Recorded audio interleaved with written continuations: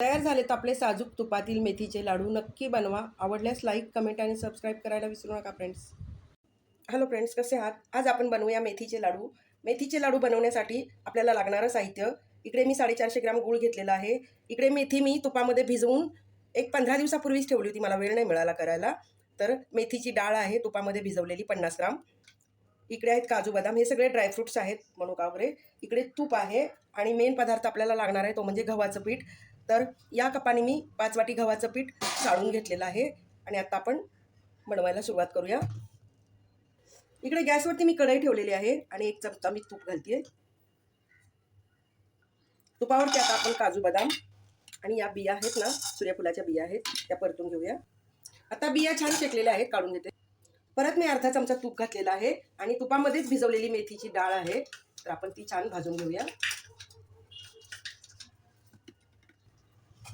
मेथीची डाळ आहे ना, न करपवता आपण छान भाजून घ्यायची. तुपामध्ये भिजलेली आहे, छान फुलते.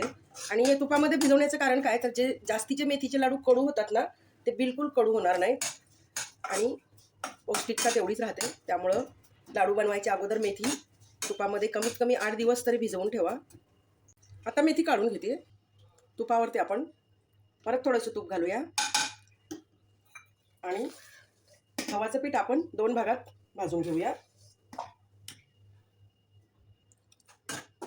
2 बॅचमध्ये मी भाजून घेते, म्हणजे हलवायला बरं पडतं.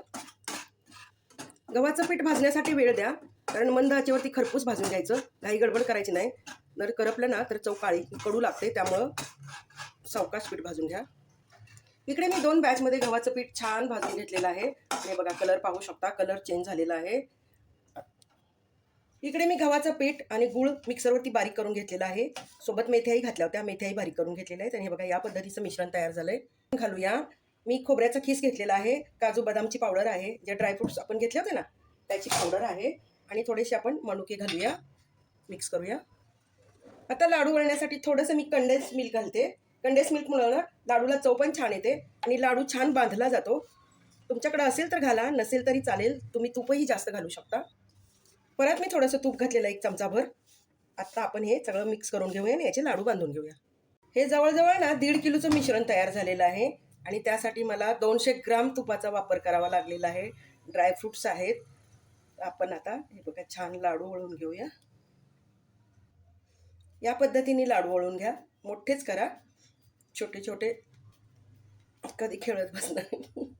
मी मोठेच बनवते. हे बघा तयार झालेत.